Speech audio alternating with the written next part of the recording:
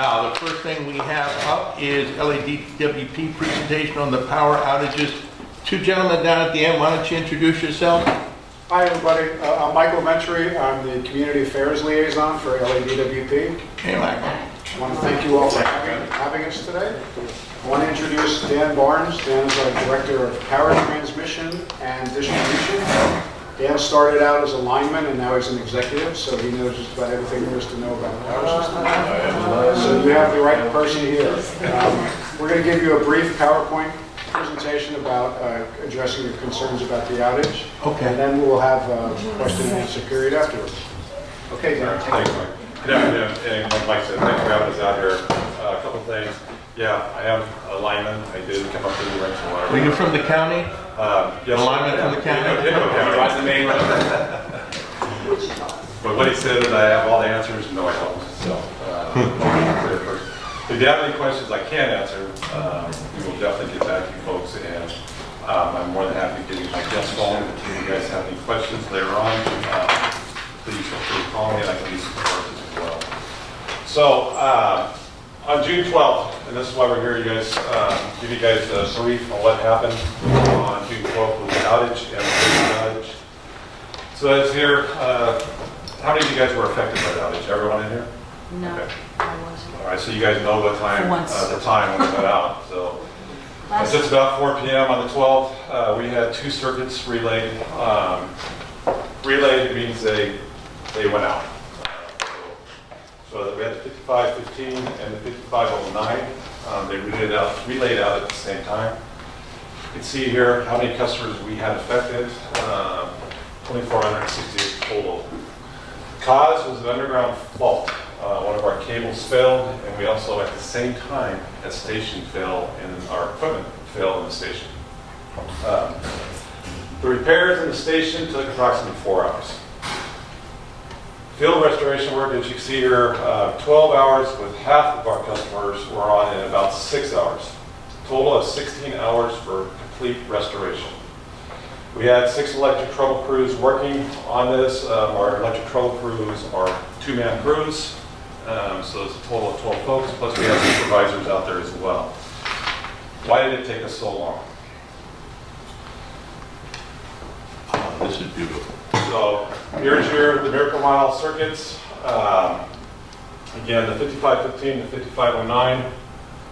Here's the 15 here, and the 5509 is a darker color. Below it. Yeah, here, this big area here. This IS is here. These ISs are fed by 35,000 volt lines. An ISS? Industrial station. So this is the library over here, the Museum of Art, and then we have a library over here somewhere, the IS 2190 speed. You folks on the 15 and the 09, it's a 5,000 volt lines is what we had faulted. Go back. So going back, why did it take us so long? It's kind of hard to see, but this is one of our vaults where we had to do switching. Where is that? This is on Wilshire Boulevard. I have the address on there. Is the address on the notes there? I don't have In Curzon. So, MTA, they're doing their project. They covered one of our vaults. We could not get into this steel lid. You see all these holes here? Yeah. Has a special bolt that goes in. We did not have a key to get into those vaults. So this here, you guys can see it, it's a ladder down here. Our guys had to go down in the hole through this and get down into our vault where they had to do switching. By our vault being covered with this lid, we had to call MTA. And again, at the time, everyone's gone home. That was our biggest reason for the length of the outage. Okay. So a little bit closer, you can see the ladder down here. So our guys had to crawl down in here. And remember, when our guys go down in these vaults, these cables, other cables are still energized in here. They also have to ventilate and check for, dead air and various other things. And we're in the area we were talking about earlier with tar here. So a lot of our equipment is covered with tar and various other things that they have to do down at work. This is the biggest reason for the length of the outage. What it took us to get in and do switching. Because what happens when underground cable faults? It's underground, as you guys well know. It's not as easy as the overhead. You can't see it. So we have to do ground searches, fault searches. We plug in and unplug, and we isolate the area down. Once we finally get it down, we could de-energize that, keep that portion de-energized by opening the switch.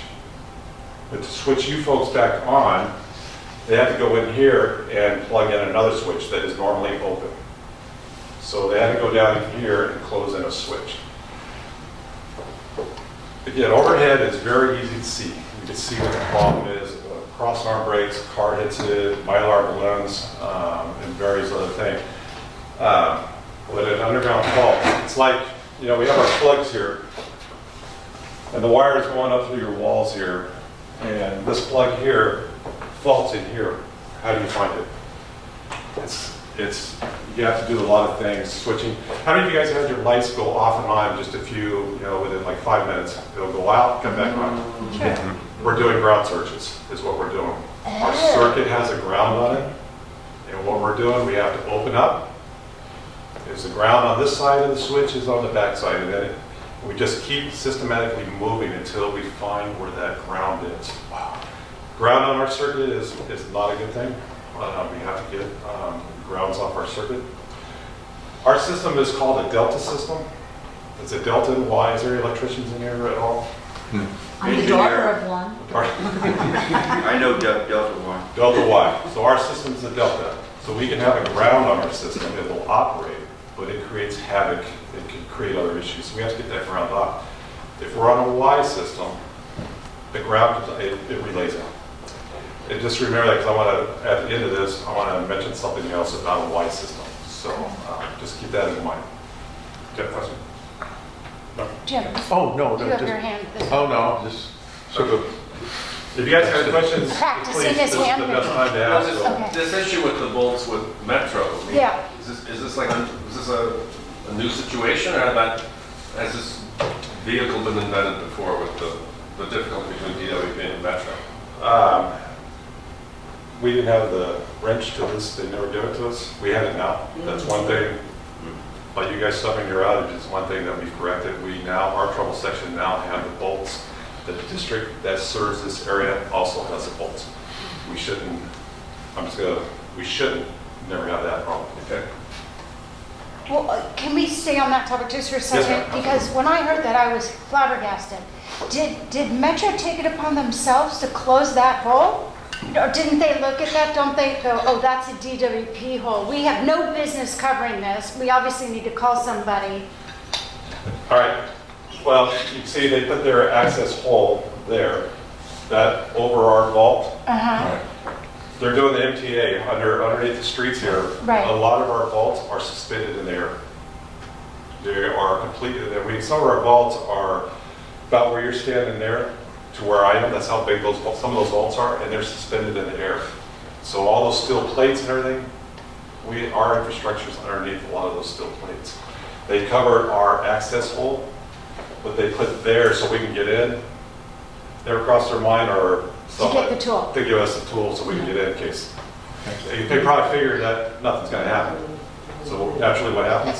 Something happens. Okay. So,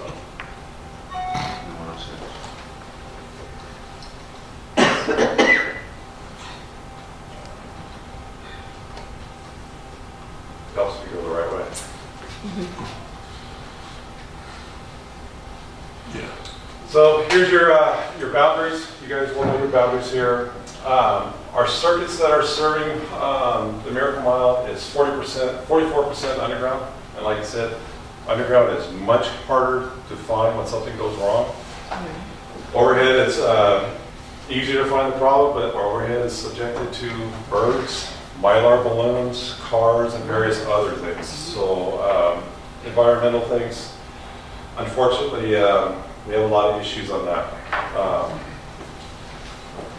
You don't have the slide here, but kind of give you an idea of what some of our outages are called.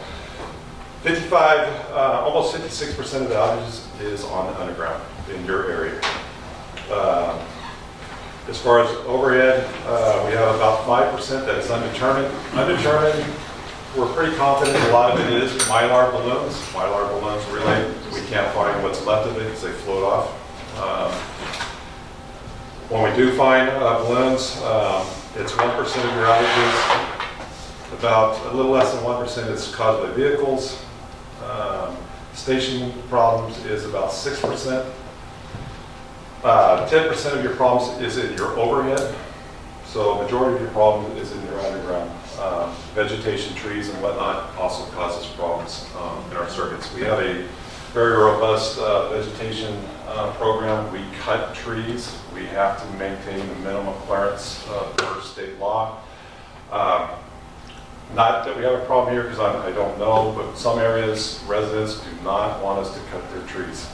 And so we have to give them notice that they will be held liable if their trees cause an outage on our infrastructure.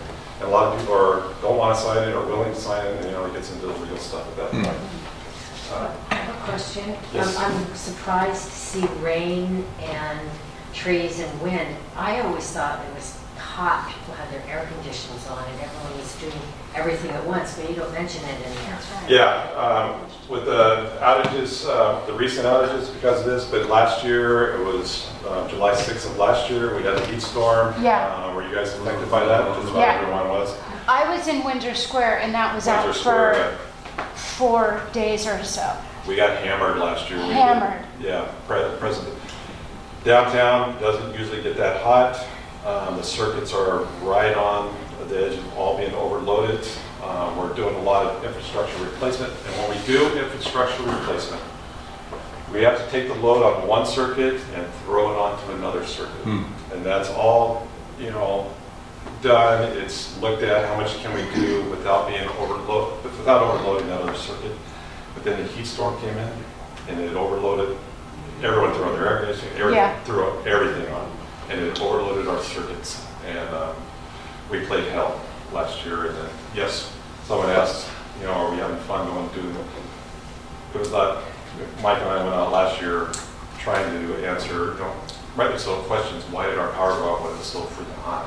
Right. So, Wait for this week. believe me, folks, like Mike said, I'm responsible for our crews out in the field. For our distribution trend. I don't take it lightly when I don't like my lights going out. I don't want your lights to go out. I know what our troops have to do when our lights do go out, but I start asking questions. What's going on after 2 hours and my lights are out? So, and I get it. And they were trying to improve our system. It is old. It is, with all the building going on, it is overloaded. And Could you explain that a little? Because we're told that that's not impacting, and I know there's delayed maintenance, but you just said with all the building that is going on, we're overloaded. If somebody throws up a 200-unit apartment building, is that on the same grid circuit as our homes? Is it different, or how does new construction impact the residents who are here? yeah, for the bigger, larger apartments, they're going on our 34.5. Businesses is on the 34.5. It's on what? What is The that? 34,500 volt, or 35,000 volt line. Okay. It goes on that industrial station I showed you. That's what these ISs, Yeah. they're on the 35,000 volt line. You guys are on the 4.8 system, our 5,000 volt line. Okay. The building that's going on, everyone's adding air conditioning that we used to have. Sure.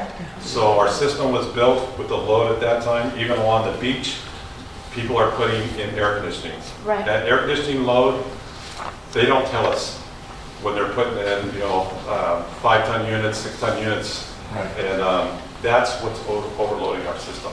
We also now have EV chargers. Yeah. All this new electric is adding load. Residents are putting on. They don't tell us about that load that they're adding. We find out about it later once it overloads the system. But the overloading part, the system also, again, when we're upgrading one circuit, replacing the cable, Right. we're throwing that load over here. And like I said, we're right, it can handle it. But when we add all this extra load, everyone's running there, we're overloaded. So. And to the second part of the question, the delayed maintenance, because, Yeah, what, delayed maintenance. well, all right, I've been told by people that there are many millions of dollars that have been delayed in terms of upgrading our systems, and that they actually stopped doing the scheduled maintenance many years ago. So there's delayed maintenance that you guys are probably doing while you're doing all of the rest of this stuff. How does that impact everything? Because obviously, if we had all new systems, they could maybe catch up with all the air and the extra systems. Is that correct, or are we always going to be behind the curve? No, we're not delaying our maintenance. We do maintenance every day. We have to. We're mandated by state law. We have to inspect. We have to do our maintenance. We have our own inspection and maintenance group. They go out, inspect. They see the problem. They write it up. Our crews come out. This is for the our power reliability. We've 2.3 billion over the last 3 years is what we spent. I know that doesn't make you guys feel good when your lights are going out. I get that too. So, Would DWP ever consider solar for the new construction on the roof? So isn't that supposed to help? okay. I mean, isn't that the whole thing? Okay, and this is, I have to throw out the disclaimer here because this is my opinion on the solar. Solar, yeah, there's a tremendous amount of solar, and we're going tons of solar. Residents are putting solar on, and going back to the overload. When a heat storm comes in, let's just back up a minute. This weekend. Heat, it gets hot. You have your air conditioning on during the day. What cools off at night? People turn their air conditioners off and thermostats down when they go to bed. You know, kind of just conserve. Folks are putting solar on their house, and now what are they doing? That air conditioning is cranked 24/7. Our system never has a chance to recover. Because at nighttime when the load comes off, our system recovers. And that's why when we get 1 or 2 days of heat, we really don't have a lot of issues. But when we start at 3 and 4 and 5 days, our transformers don't have that chance to recover, and it just sits there and cooks, and it finally fails. So solar is, it's a mixed blessing, if you will. It's great. It's good for the environment. It does a lot of good things, but it also creates other, like I said, people Still just overloads the constantly, system. they don't turn anything down. The air conditioning set at 74 at 7 o'clock in the morning, and when they go to bed at 9, it stays at 70. Yes, ma'am. So back to a point that you made, you said that they don't tell us when they're adding a certain amount of voltage.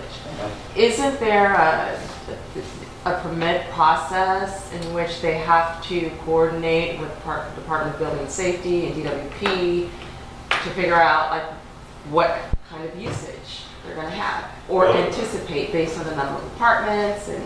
You pull out your permit to upgrade your air conditioning. That's through building safety. They don't let us know. There's no communication. No, ma'am. That's not smart. So, no, there's a lot of improvements that we can do. The ADUs, I'm sure a lot of you have heard about the ADUs. We're trying to work better with building safety, better communication. A lot of it is communications, but we're trying to make, so they communicate with us better, and we can help the customer to expedite their ADUs because there is a lack of them. So. A question, how does the Miracle Mile relate in terms of power outages to surrounding communities? I actually got this number, I can tell you.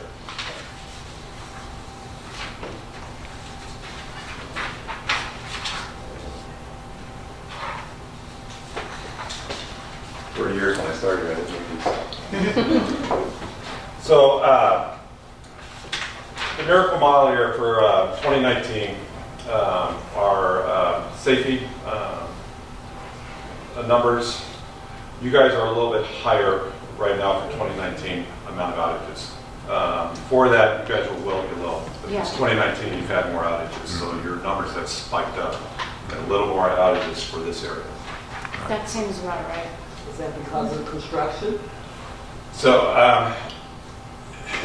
it could be a combination of construction, Again, with the heat storm, and then we don't know this for a fact, the heat storm that we had last year, and my concern after the heat storm, the system's overloaded, or a lot of, I shouldn't say it's overloaded, the system was heavily loaded at that time, and it was stressed. Right. And it goes in ductwork. It's covered by, what failed here is a lead covered cable. It's covered by lead. But if that sheet is compromised, cracked or whatever, and then we had the rains come in, and I was concerned about the rains because now the rains are getting inside our sheath and get into our conductor and create a fault. It may be coming around now because it takes a little bit of time to go through these cables, and I apologize, I should have brought you the cable so you could see what it looks like. But it's a cable, what you got, it's about this big around. Yeah. And there's 3 conductors in that cable, and each one of them are about that big around. And they're covered by papers. There are, we call them paper. They're oil impregnated papers. Okay.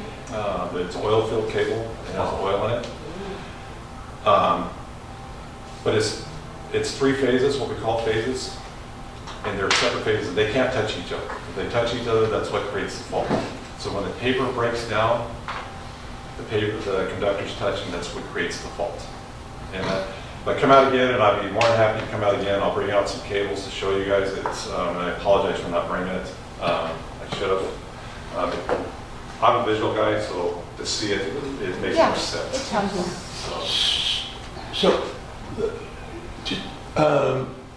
I know we have the 35,000, and then you got the rest of us on the 5,000.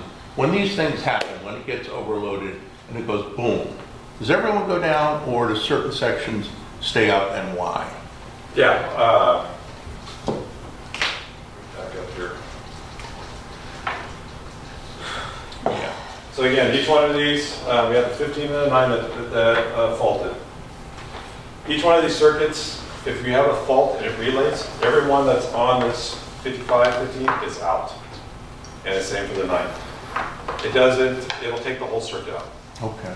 So, and that's, we'll come and switch and isolate and start picking people up, small chunks, and we just keep going and closing in switches and picking up our opening to isolate the fault. What about to the north, the big ones? Yeah. It's just, it's a DS station, a distribution station. It's distribution station 55. And each one of these, it's circuit 11, the 9, the 15, these are individual circuits coming out of that DS station. Individual cables, if you will, Okay. or overhead coming out. What feeds our distribution stations is our 35,000 volt lines. So they feed our 35, our DS stations. It's stepped down by a transformer to 5,000 volts, which is our normal distribution voltage that feeds residents. It's our transformers that you see on the poles, the transformer, that breaks it down to your voltage of 120, 240 to your house, which we have here. Right. So everything is stepped down or stepped up by transformers. Fantastic. Thank you. Yeah. Well, given that global warming is here to stay, given that this weekend we're going to be in a heat wave, and given that probably this summer we're going to have a lot more heat than, it's not getting any better. What are you doing in the future to know that this is happening, and so we don't get the lines don't get overwhelmed? Well, we're out replacing, going back to that $2.3 billion that we've so far.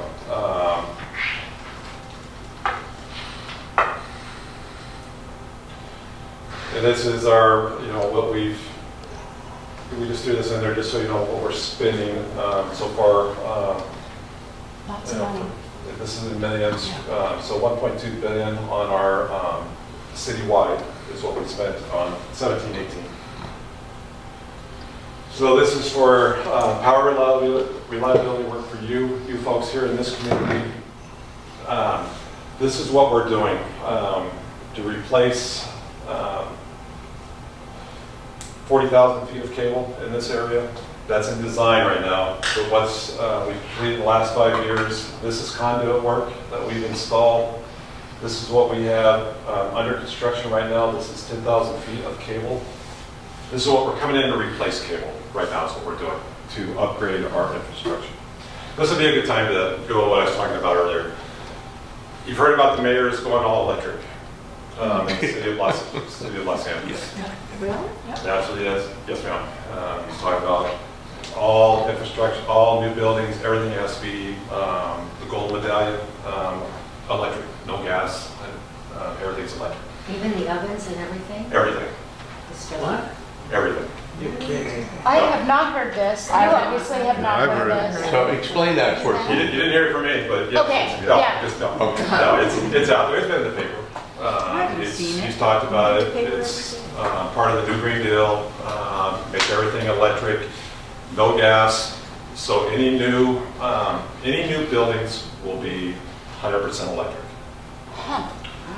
For us to do that, actually our system will not handle that. So we are looking, right now it's, actually we're aggressively looking and we're going to start doing it. We're changing our system to a 12,000 volt system, our distribution. So we're bumping up our voltage from 5,000 to 12,000. That is a tremendous amount of work that we're in. Mike's probably going to be here and have to come out and talk again what we're doing. It's a tremendous amount of work that we're going to have to do. We have to change everything. Our transformers, we have to change it to a 12 kV voltage. But it's going to be a Y system more than likely. And again, going back to a Y system. A Delta system as we have today, if we get a ground on it, it still works. A Y system, if you get a ground on it, it's going to go out. Nice thing about a 12 kV system, the higher the voltage, the lower the amperage. So the higher your voltage is, the less amps it takes. So it decreases the load. Because we're at a 5,000 volt line, we have more amperage on it.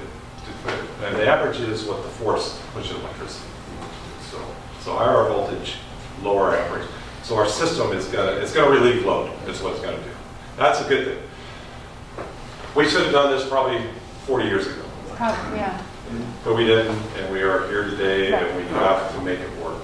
And we will. We'll make it work. It is going to be some inconvenience for folks, but it's something we're going to have to do. Yes, sir. The higher the voltage, the less the amperage, the smaller the wires. The power is the same. This is nonsense that it's less of a load. It's the same exact load, same power, same amount of energy. It's just smaller wires. So what are you talking about, less load? It's not a less load. It's not less load, but just like you said. But you said it's a less load. It's You just not said less, it's higher the voltage, lesser the amperage.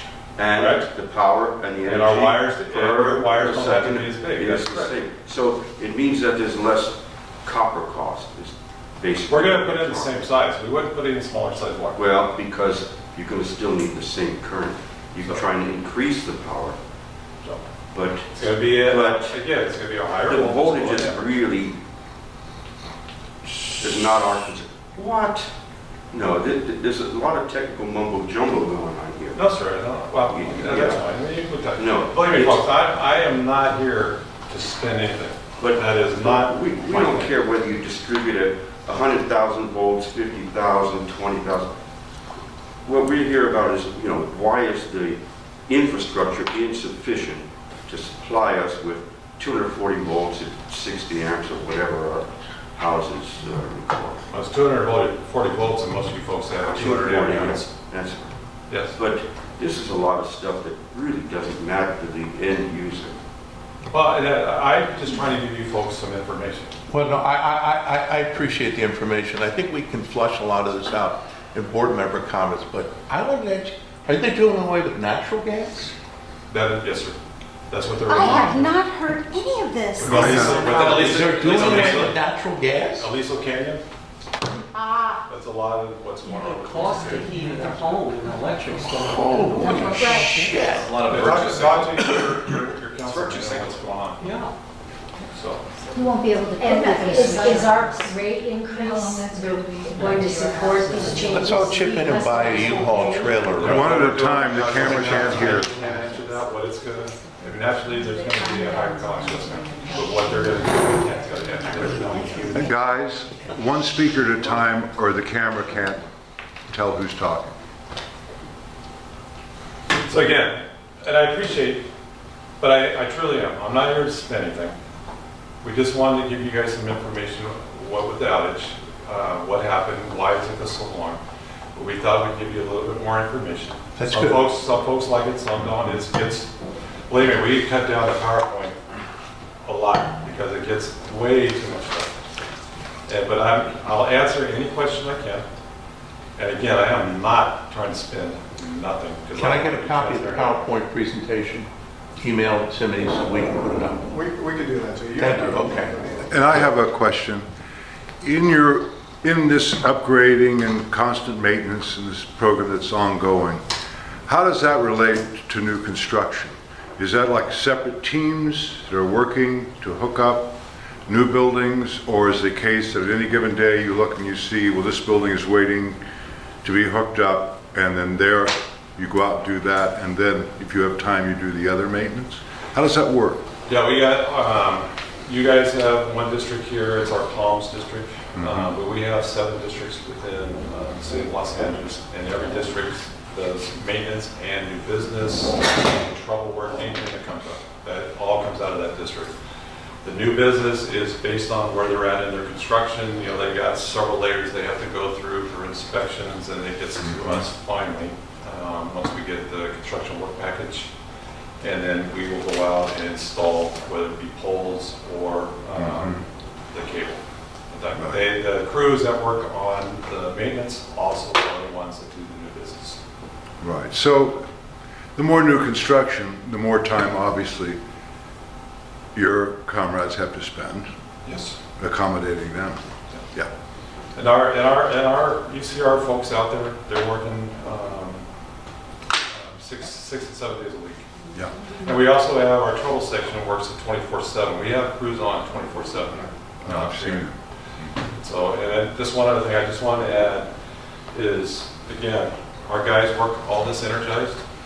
And if you guys see the guys in there, they have the orange, you see the orange stuff in there, that is the personal protective equipment. That is what they're putting on their wires. It's for incidental contact, but they work all that stuff energized. Right. Michael? Just a quick mention about our crews, that we have really great guys that are out there working really hard. And they're highly trained, but the training process takes a long time. And Dan would be able to speak briefly about what goes into that. But to go from an apprentice to a journeyman is about 5 years, is that right? Our apprentice program is 4 years long. And the issue that we're having right now, because there is so much work across this country, especially in California now with the wildfires and everything else, we're losing a tremendous amount of our personnel because they're following the money. Every utility is hiring. So in terms of that and retirement, like I know, I'm hearing LAFD is going to lose 30% in the next few years. LAPD is a similar number. Where are you guys in that? You know, where we at right at 60%, I think, can retire today. So what? About 60% of our workforce can retire today. Oh, God. It's going to retire when? They can work. Eligible to Yeah. retire. Oh, God. 60% is eligible to 60%. retire. I'm talking about water and power as a whole. Now, our field forces, they're younger, but again, the younger, kind of what we were talking about earlier, younger, they're following the money and they are leaving. Gotcha. We've lost here in, I think it's the last 2 or let's go 3 years, but 40 journeymen. It takes 4 years to make a journeyman. Right. So, and we've lost 40 here in the last 3 years. That's enough for over 20 crews. Yikes. Where are they going? Did I miss that? They're going to Southern California Edison, PG&E, San Diego Gas, they're going to contractors. PG&E's have the same issue. Their guys are leaving to go to contractors. It's a revolving door. Everyone's going to contractors. Contractors are coming to us. We have an open call for journey level. Yeah. It's the same thing with cable After we companies. train them. Side note, I know you're here just to report on Miracle Mile, but since we've touched on this, are these the same issues that Windsor Square has been having the last several years too, or do they have their own separate issues? The same, different circuits, but same issues. They Okay, had, that's what I thought, but I yes. didn't want to assume. Yes, ma'am, they did. Okay. with the gas being phased out, then is it going to be advisable to continue to go solar? So solar is obviously a very good option. But remember, now you got to get into also storage, because solar's during the day, nighttime you have storage.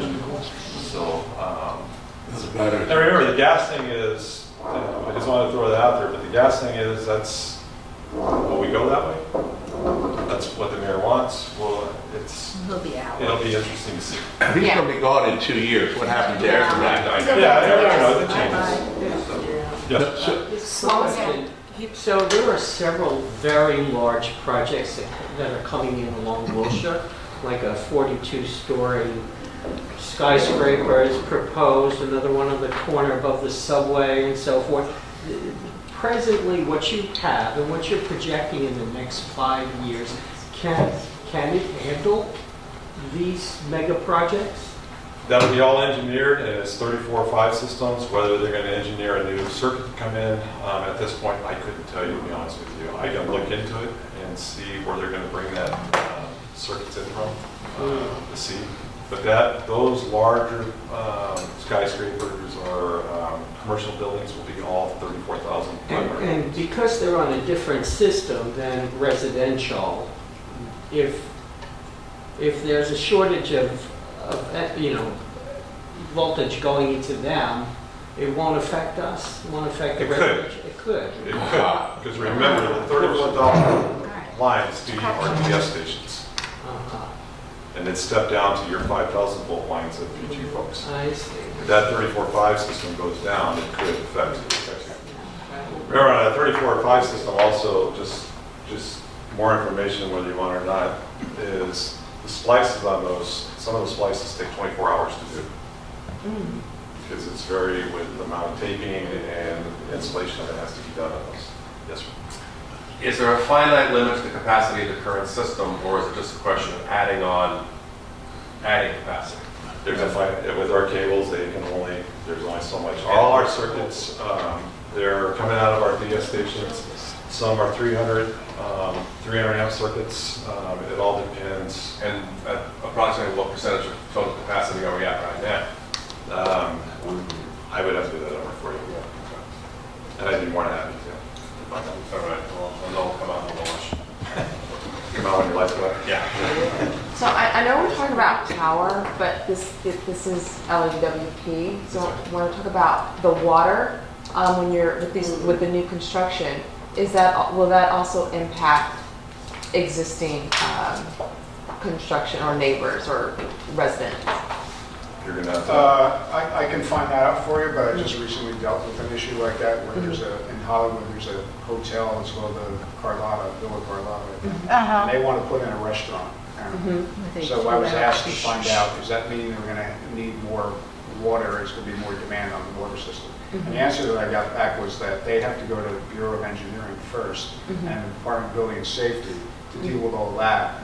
All we do is supply the water. They're the ones who decide like how much water they're going to need. Gotcha. Okay. Along that line, so do we only have so much water in a pipe? So if all of us were on the same street and we were all using the shower at the same time, do we all lose pressure? Is that how this works? I think technically that's how it works, but I don't think that we've had problems like that keeping up with demand. Okay, because I was, again, as you can tell, I think we all feel that like a lot of this construction is really taking a toll on us. So then when you add a water component into it as well, and we have all these pipes busting. Yeah, well, that's another thing. We have infrastructure projects going on all over the city in the water system as well. Yeah. We're committed to replacing. That's a lot of your rate hikes in 2016. This is where it's all going. Power upgrades and water system upgrades. For new construction, that is all engineered. That does go through building safety. We do get our loads, and that is all engineered. So they know what they have to run out to those. Jeannie, did you have your hand up? As someone on the inside, then I'll just keep going. Someone on the inside, do you feel that there's a solution for this? Like, if the mayor put a moratorium on development for 6 months to like give you guys time to catch up, would that work, or is there a solution in your eyes? As someone in I it, mean, building right now is just booming. right? You can see downtown Los Angeles, all the cranes, and it goes in cycles, and it'll, I don't think we'll ever catch up, to be honest with you. Okay. We're always gonna be, working towards catching up. Right. But if building suddenly just stops, that will naturally help us, gain ground. But like anything, shortage of buildings, it's only gonna be a short time that it's gonna start right up. Only do what we can do and try to get caught up as much as we can. Again, our crews are working 6 days a week. We have contract crews on, trying to, we have goals every year. We're replacing, 4,000 poles every year, and we meet those goals. It was 3,500 last year. We raised it to 4,000 this year. Cable is, we want to replace 50 miles of cable this year, and we assume that we will make those goals. The cross arms on the poles, our goals are to change 10,000 of those this year. We did it last year. Those are our goals to get a little bit ahead, catch up and get a little bit ahead, and right now we're meeting those, but it's going to take a long time. We have about 310,000 poles in the system. I'd say, how many poles, because the poles are kind of at their like expectancy, aren't they, a lot of them? Some of them are, yeah. Yeah, About 60 years of age. and Yeah. a lot of them are there, right? I mean, our neighborhood for There's sure. 100 years old. Are any programs to put them underground? Yeah. Remember, That's expensive. they're very expensive to put them underground. Remember, it's easier for the overhead To find it. issues. Underground, when you have an issue, you will have longer outages because it does take longer to find it, switch, and get you guys back on. And sometimes it gets to a point, it's in a section where we can't, switch, and then we have to replace it, and you're out during that time. I have a question. So you mentioned ADUs earlier. If the wiring is so close to the projecting the ADU, the garage, the person just can't do that, or do you all come out and raise the wires? We can raise, Okay. to raise the wires means we've got to raise a pole on each side and possibly further. It all depends, because we can't do this, Right. It will be at the customer's cost if they want to do that. Okay. Because we're changing our infrastructure to meet their needs. Sure. It will be at their cost. Sure. But we do that, yes. Okay. I have a question about how the building department or the Bureau of Engineering interfaces with LADWP into determining whether the existing infrastructure is sufficient for new development. Is this a case that the building department is just issuing a permit and then you guys have to play catch-up? Or is it a case that they're actually looking at these different distribution centers and saying, we've got a problem here in Building and advance? safety will issue, they have to come to us for loading, and we can meet their loads. Building and safety, they have to come to Water and Power, and this is what we have. We do a lot of things to work with them, so they change it. I see. Building and safety is just issuing a permit. So but the permit wouldn't be issued until they come to LAWP Yeah, to it's part of consult. their checkoff. They have to Right. go to these folks and check off. Right. And then in terms of, I'm sure it gets complex, who pays for all the hookups to new buildings? Do the developers pay The for that? developers, yeah. They do. Yeah, either developers or homeowners or whoever building. So if new lines need to be run, If we have to extend a line, Mm-hmm. someone mentioned underground is very expensive. Yes, it is. Mm-hmm. It's at their cost. They pay for that. okay. And we will work with them. Mm-hmm. And going, talking about BOE, getting on the streets doing maintenance, we have street restrictions. We can't get onto a line, and we have to be up to 3. Where? That hampers us heavily, because it's to set up and to get working. Right. And like I said, it's a 24-hour splice on some of these. Unless it's emergency, we have to bag it, and it takes people longer. So that's a big issue. We're trying to work with BOE and give us some exemptions. My thoughts, I don't know what your folks' thoughts, it would be better to impact you for a week versus 4 months because we're coming out there every day and setting up. If we're out there for a week and get our work done and get out of there, Right, and that's just, I'm just using that as an example. right. That's just my thought. Let us get in, get our work done, and get out of here, and then move on. This was great. It was very informative. If, Yes. Mark, then let's shut it down. What, you want to say something? Just one question that has Oh, no, nothing we to got do another with the one. outage, but more about from the outage. A lot of people complained about some damage afterwards, whether food and the refrigerator. In my case, the ice maker melted overnight, puddled through the night, and the hardwood floors over the next 2 weeks buckled. So I had a lot of damage to the kitchen floor from the outage. Can I be, is there a claim I could put in for that? Yeah, yes, sir, you can put a claim. Because I heard that people have been putting claims in, but they're saying we're not responsible. Yeah, I saw that. we're all hearing that. Yeah. So, yeah, that would go through, good. I was going to say, we welcome anybody who wants to put in a claim. That the issue comes down to whether you'd have to make a case that it was our negligence in some way that caused that. Most of these things happen because of under kind of act of God clause, basically. Because it's our responsibility to go out and put the power back on, but we didn't cause the outage, so Gotcha. you'd have to make a That's why they case that didn't it do was our, our negligence. Although it was your responsibility to make sure that you worked with Metro to have the proper wrench to take off the piece so that... Sure, but that's a highly unusual situation. Yeah. That something like that. I'm talking about in a typical situation like well, that's not a good example. It was 4th of July last year. But I'm talking about a typical outage. If you're out for any extended period of time, you can put in a claim, and we look at each and every one of the claims. That's what it comes down to, though, is whether or not it's negligence. I would recommend you put in a claim, because you don't know if you do. Yeah.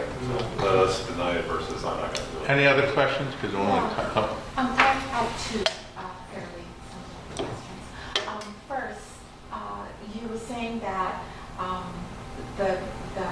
if something goes wrong with, I think, the 35 thing, okay, that us with the 5, coming from the 5 pool, we could be affected. Does it go the other way? That if something happens with the 5, the homeowner group, that it would affect these people in these high rises at all, or not so much? It does, it's very uncommon, but yeah, anything, we can have what we call sympathy relays. I mean, it could do something and cause our circuit breakers to open. We also have 34.5 on the same, if it's on a pole, on the same pole as a 4.8, a 5 kV system.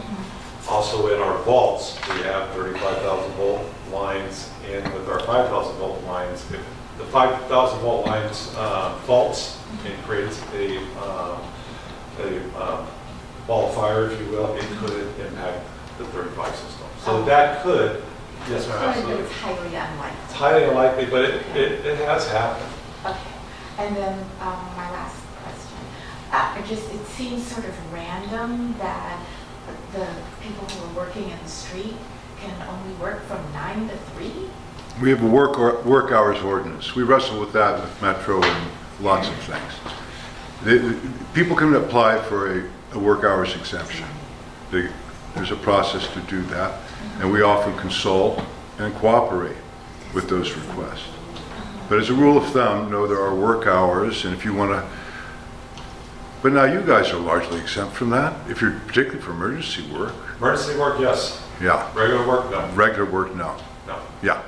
New business, getting in to do new business, we are not exempt. Again, if there was a circumstance where you were doing regular work in the Miracle Mile and it would aid and abet you to have a work hours exemption, I'm sure this board would support you.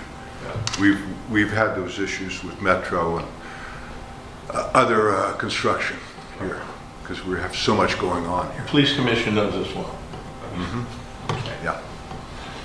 I think this has been great. If there's no other questions, I'd like to wrap it up so we can get on to the next thing. And then I do want to continue this in board member comments once they've packed up everything. Thank you. Thank you, gentlemen. Thank you.